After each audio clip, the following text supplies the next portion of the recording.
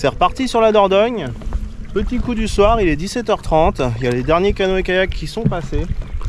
J'ai la rivière pour moi tout seul. Objectif du jour, ça serait de faire un brochet. Ça fait plus d'un mois que je les cherche. J'en touche quelques-uns, j'en fais suivre quelques-uns, mais quand même assez peu par rapport au nombre de spots et de kilomètres pêchés. Je comprends pas tout. J'ai remarqué un truc, c'est que le soir ils sont plus actifs. À partir de 18h vers 20h, et après à partir de 20h, c'est plutôt le silure. Je vais commencer direct par la berge qui est à l'ombre. L'autre est assez peu profonde, en tout cas à ce niveau-là, parce que juste après la rivière elle va tourner à droite. Et dans le virage, forcément, la berge est plus raide, ça creuse plus. Donc j'irai traverser pour faire les zones les plus profondes. Vérifier le réglage du frein quand même.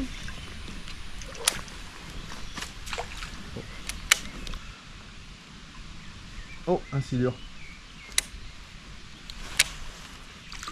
Ah bah je viens de commencer, je viens de voir un silure sortir de la berge. Il a suivi le leurre, je pense. Il y avait un poisson correct, hein, 1m30-40 je pense.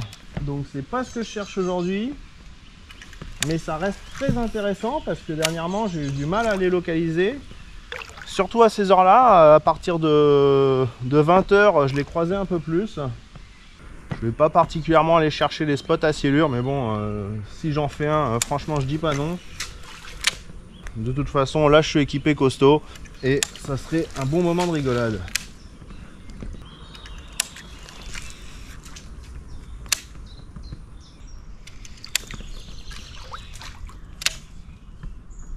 Dernièrement, les poissons étaient plutôt sur des petits leurres. Enfin, j'ai fait plus de poissons sur les petits leurres, mais j'ai pêché beaucoup avec des petits leurres aussi. Puis l'avantage des gros leurres, c'est qu'on sait très bien que ils ont été détectés. Et si on passe sur la zone, on peut être sûr que le poisson il l'a senti, quoi. Là par contre, ça redevient de la plage. Donc je vais traverser, je vais me faire la falaise.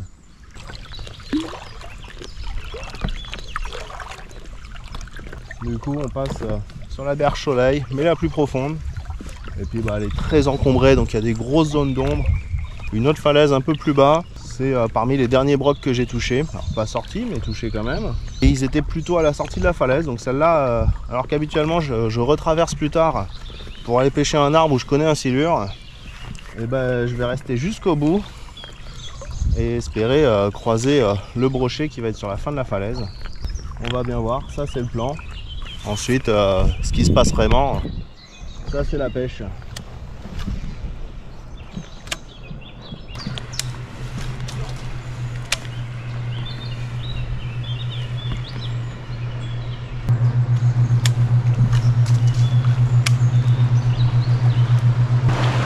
Il y a une gabarre, un bateau touriste là, qui vient de passer.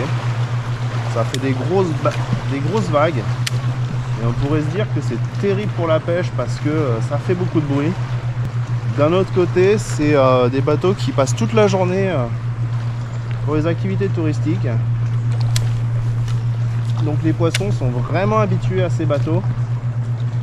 Et ça peut même avoir l'effet inverse, c'est-à-dire que ça peut déclencher des touches. Parce que tous les petits alevins qui sont coincés dans les berges, ils se font fracasser par les vagues. Et les carnassiers peuvent en profiter pour se nourrir. Donc ça peut faire derrière des fenêtres de touche.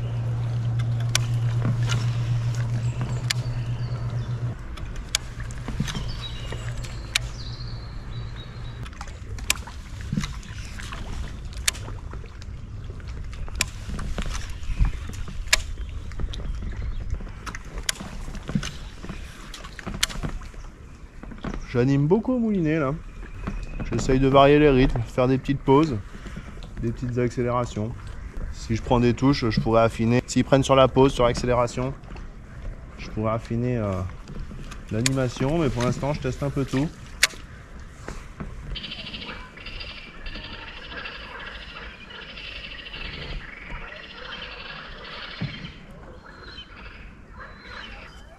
Je viens de faire suivre une perche de 50 à peu près. Monstrueuse. Magnifique. Alors elle est presque plus qu'offrait le leurre en 18. Ah, ça aurait été beau ça. pas encore fait de perche cette année là, commencer avec une petite perche de 50, ça aurait été pas mal.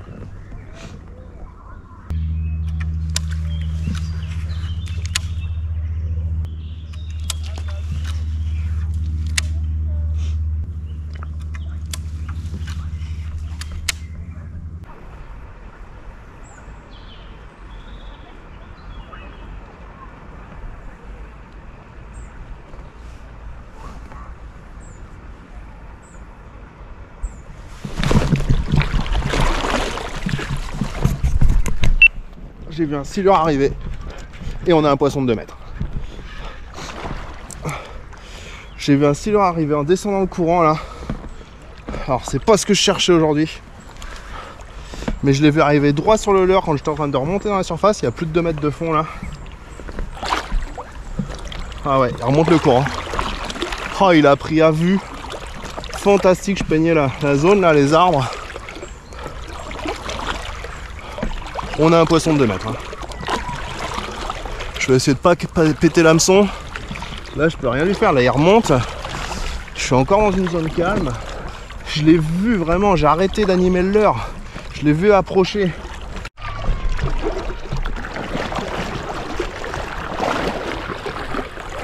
Bon, la caméra a surchauffé pendant le combat. Je pensais que c'était la batterie. J'ai pas fait gaffe. Du coup, j'ai changé la batterie. Pendant ce temps-là, je me suis fait mettre la misère. Il est vachement loin, il remonte.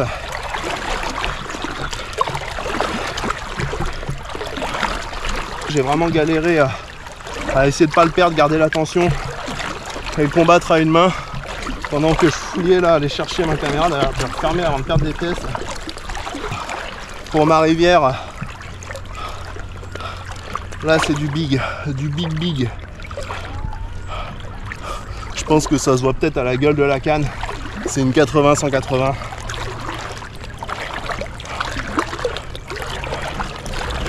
Ouais. Bon, on va essayer de pas péter l'hameçon. Je lui mets une sacrée tension là.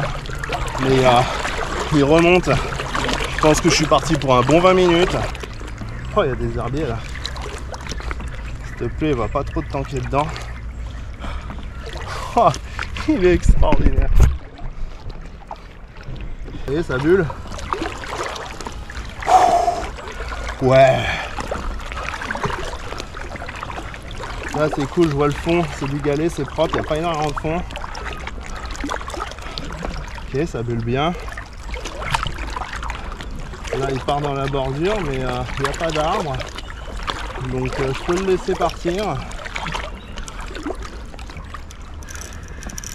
Alors non, par contre il y a un arbre là-bas quand même. Oh là là.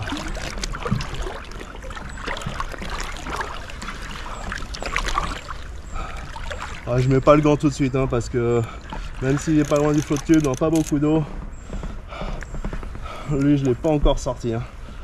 Oh, il m'a fait tourner le sillon cette sale bête. Alors il y a une grosse souche là. Faut que je lui fasse faire demi-tour. Hein, pour l'instant il a encore trop d'énergie. Hein.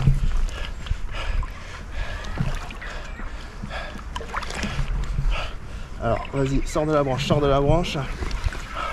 Ah, il a une gueule large, fantastique. Ah, il a peut-être pas 2 mètres. Hein. Oh ouais. Oh ouais. Ah, c'est marrant, il a vraiment envie d'aller dans la bordure. Hein. Je peux te laisser y aller. Hein. Ouais. Très très beau poisson.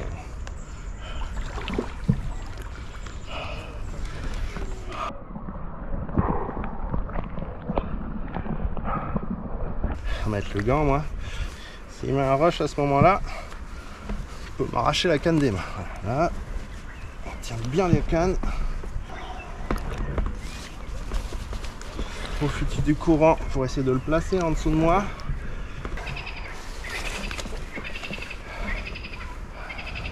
Ok,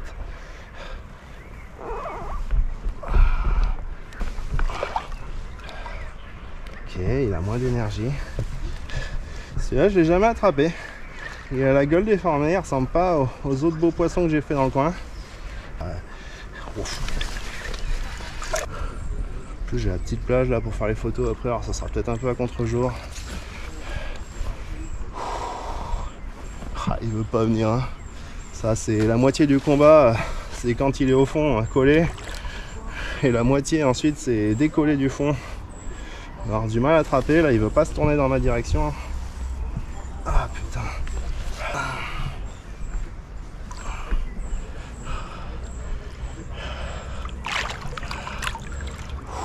Oh, cette largeur de gueule.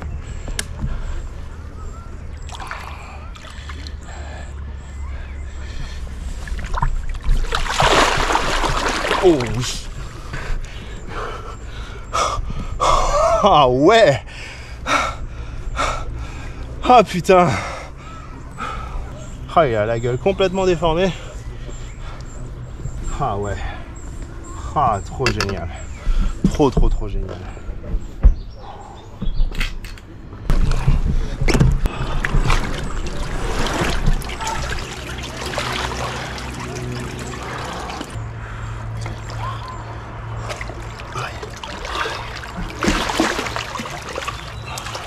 Aïe. Voilà. Poisson sublime. Vraiment une très grosse gueule. Il n'est pas hyper long, mais il a des mensurations là au niveau de la largeur de la tête. C'est vraiment un beau fiche. Sublime, sublime. Encore un super poisson. Toujours pareil, la big bait, elle fait 2,06. Il reste 2 sections au bout. Donc on est sur un poisson de 1,90. Allez, je vais le décrocher, le relâcher.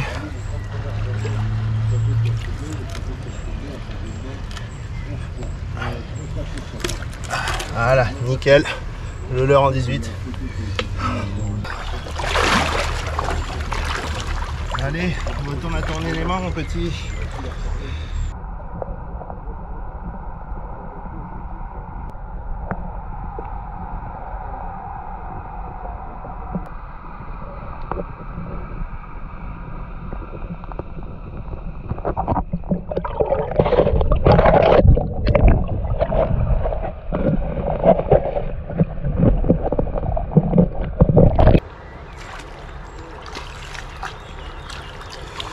Un pêcheur heureux, un début de session qui fait extrêmement plaisir, hein. Ouais, c'est le broc que je cherchais, mais je prends carrément la petite 80-180 là, qui fait toujours autant le taf. 19 qui sonne, c'était peut-être l'heure du repas. Et comme à mon habitude, je vais refaire mon montage. Je vais retirer quelques mètres de tresse au cas où ça aille frotter, puis de toute façon elle commence à avoir pris un peu le soleil sur les premiers mètres, et puis voilà, je vais refaire un montage costaud, mais ouais, début de session fantastique. Quand la pêche des autres espèces est un peu plus lente, ça fait du bien de croiser des poissons comme ça. Bon, et bien montage refait, un beau fluoro, l'autre en plus il commençait à devenir un peu opaque, donc il a dû déjà prendre bien les UV. J'ai de nouveau confiance dans mon montage, je me suis appliqué, et puis voilà, prêt à battre un autre record. Bon, c'était pas un record celui-là, mais on en est quand même pas très loin, hein. Et puis pour le leurre, hein, j'ai mis mon coloris qui me reste ici sur le broc en ce moment. Toujours le leurre maison, hameçon en 9,0, plombé en 10 grammes là, en plomb sabot. Silure, je l'ai fait souvent poser sur le fond. Il est monté jusqu'à 1 mètre de la surface. Et il a pris voilà, à 2 mètres du flot de tube. Belle aspiration, bien nette, il a pas hésité. On va continuer, on va espérer enchaîner avec un broc, un autre silure, pourquoi pas, hein, je dis pas non plus.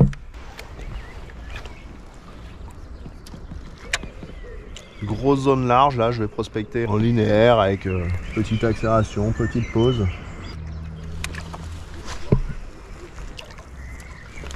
Bien sûr je cherche un broc actif, mais vu que les silures ont l'air d'être actifs aussi, je vais pas me priver non plus. Du coup ça passe d'une session broc du soir à une session multi-espèces.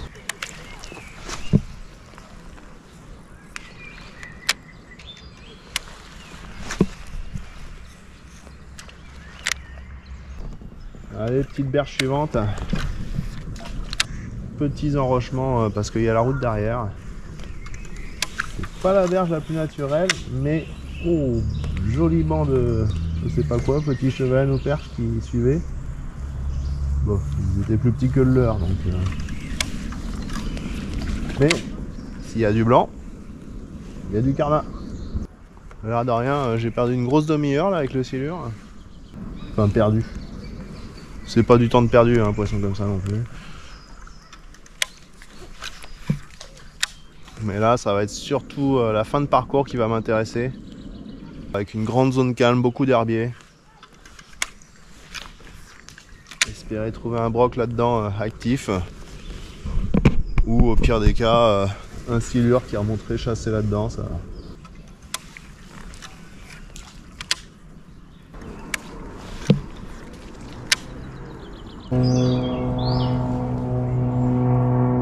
Alors je suis un peu loin pour les montgolfières, mais la petite vue du soir elle est quand même pas dégueu quoi. En tout cas moi j'en prends plein les yeux quoi. Ma berge en rocher qui remonte. Un bon mètre 50 de fond là avec une belle épaisseur d'herbier au fond.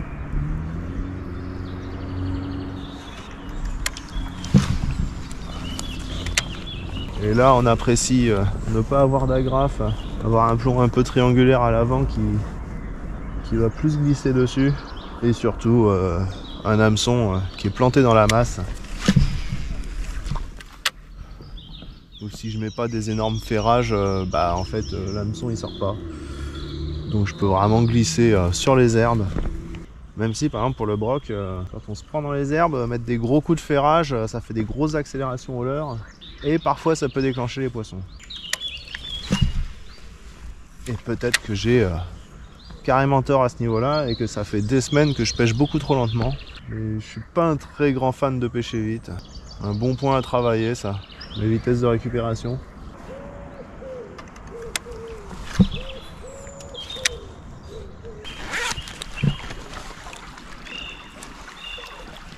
Plus de 2h30 de pêche, toujours pas vu la trace d'un broc, donc ça va être l'heure du changement de couleur.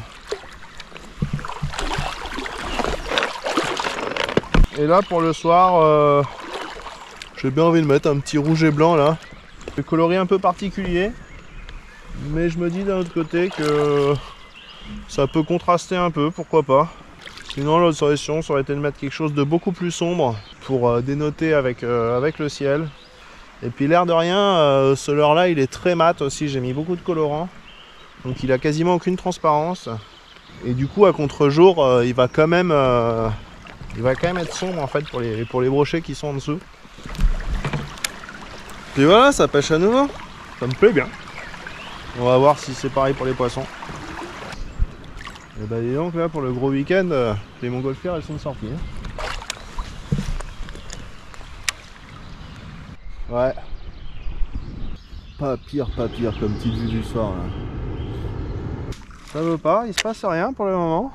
Moi c'est pas très grave. J'ai fait mon poisson. Peut-être qu'il restera encore un ou deux silures à l'ombre. Pile poil sous les frondaisons là. Mais ça serait l'heure où il commencerait à être actif. Et ensuite il me restera les 40 dernières minutes de pêche sur ma grosse zone d'herbier. Je pourrais pas la prospecter entièrement correctement, mais je vais faire le maximum.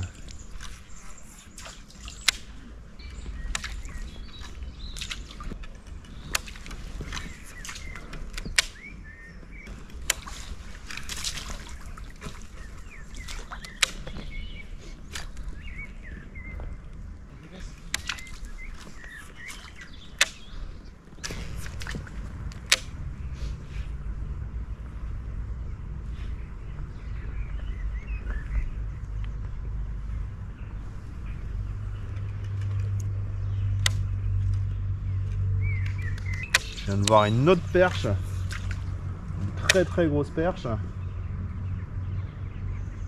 Je dirais 45 à peu près, qui est venue suivre, très intéressée par le leurre. Ça fait encore une fois une bouchée un peu grosse pour elle, hein, mais ouais, c'est cool. Je voyais pas de perche. Et aujourd'hui je vois une perche de 50, une perche de 45 là, à peu près estimée. On va ressortir les petits leurres quoi.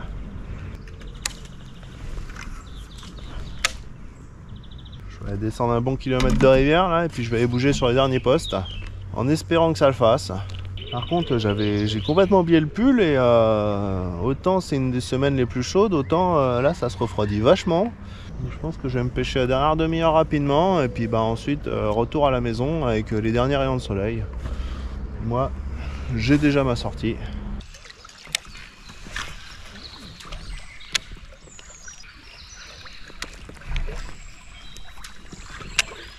Quelques herbiers et à la fin des herbiers là-bas j'ai raté un broc il y a quelques semaines là.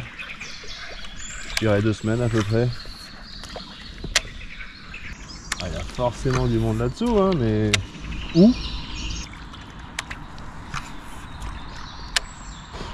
où et à quelle heure est-ce qu'ils mordent surtout, parce que là je suis forcément passé devant au moins un broc, voire même sans doute mais au moins une dizaine de brocs aujourd'hui au vu des zones.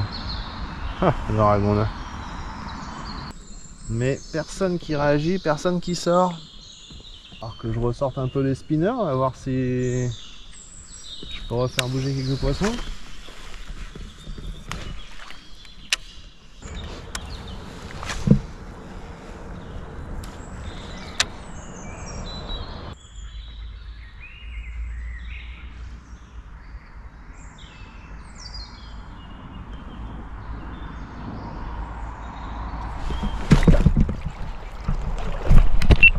Alors, ça, c'est pas le brochet que je cherchais.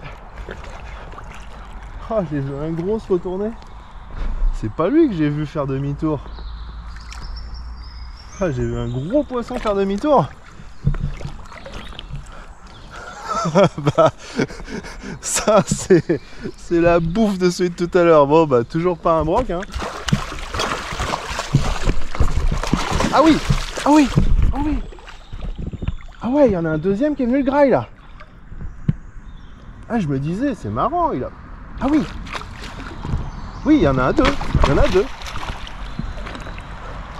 Il est en train de se faire graille.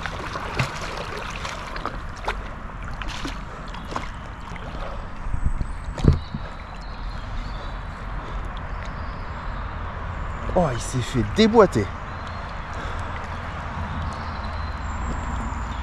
Oui, je me disais aussi que je voyais un deuxième silure.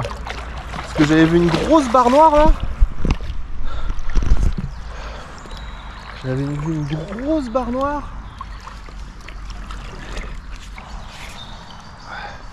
Alors, le gant.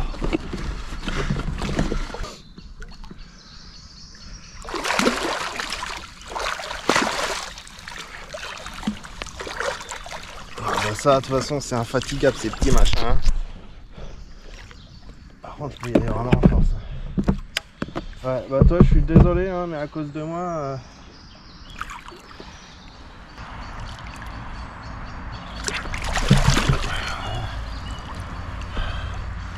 Ouais, je vais vous le présenter comme ça. Bon, ça me finit bien la journée. Un petit silure qui s'approche du mètre. Je sais pas si vous pouvez voir les traces de râpe là. Mais ouais, il s'est fait déboîter et l'autre il a tapé 3-4 fois dessus pendant le combat quoi. Voilà. Un joli petit poisson, hein. On s'approche quand même du mètre. Hein. Déjà qu'il fait pas très chaud. Je suis désolé, je t'ai tiré fort sur la gueule, mais il y avait ton copain qui tirait de l'autre côté aussi, donc tu iras régler tes problèmes avec lui. Enfin, t'en approches peut-être pas trop de lui. Voilà.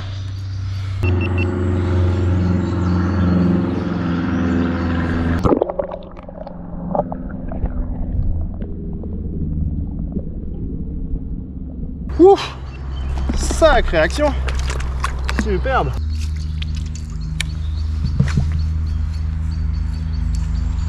Comme quoi, on met pas toujours des leurres assez gros non plus quoi. Je sais même pas s'il aurait pu le coffrer complètement celui-là. Il aurait fallu qu'il le prenne par la tête. La tête la première. En plus il y a l'hameçon qui dépassait donc il aurait pu se piquer. Hein. On va peut-être dû relâcher la tension pour le laisser avaler. Après moi je pêche pas au vif non plus quoi. Par contre là maintenant je suis trempé. Déjà que j'avais froid. Bon, ça règle pas mes soucis de broc, hein, mais bon, je m'amuse. Et c'est le plus important.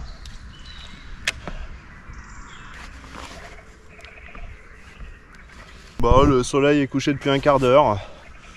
Il me reste encore un quart d'heure d'heure légale, mais le temps que je descende jusqu'à mon spot pour sortir, que je range les affaires, que je marche mon petit kilomètre jusqu'à la maison. Si je peux arriver qu'il fasse pas trop nuit, ça m'arrangerait. Donc bah voilà, fin de session. C'était génial, hein, j'ai toujours pas trouvé mon broc, mais je lâche pas. Et puis c'est cool parce que ça me fait une bonne excuse pour retourner sur l'eau, quoi. Même s'il n'y a pas vraiment besoin d'excuses normalement. Mais ouais, poisson fantastique pour ouvrir le bal. Il m'a fait un superbe combat, un beau poisson. Je suis très content d'avoir croisé sa route. Et ensuite, dur pendant 3 heures, là, il se passe rien. La petite action juste avant la fin, le petit silure. C'est pas un poisson monstre, mais l'action de le voir se faire attaquer par un autre poisson, c'était assez fantastique. Et du coup, ouais, moi j'ai froid, j'ai faim, j'ai soif. L'heure de rentrer à la maison, quoi.